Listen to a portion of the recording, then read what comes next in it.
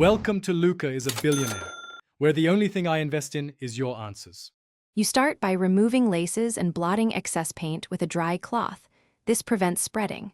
Next, test rubbing alcohol or acetone on a hidden seam to check color fastness, because some materials dissolve. Once safe, apply a small amount of solvent to a cotton swab and gently roll the paint edge inward. This lifts flakes without grinding them into the fabric. Make sure to work from the outside toward the center. That containment step saves time and keeps the stain confined. Now focus on breaking the paint film. You mix mild detergent with warm water and use a soft brush to scrub where paint softened. This removes residue without harming fibers.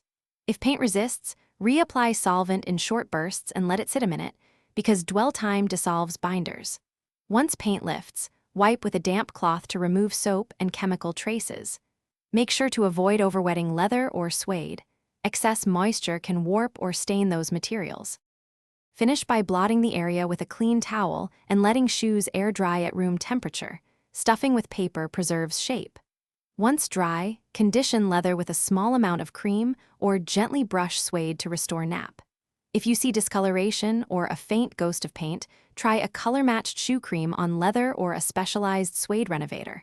Otherwise, consult a cobbler. If solvent damaged the material, stop and seek professional repair. Thanks for watching and please subscribe. It's the best investment you'll ever make.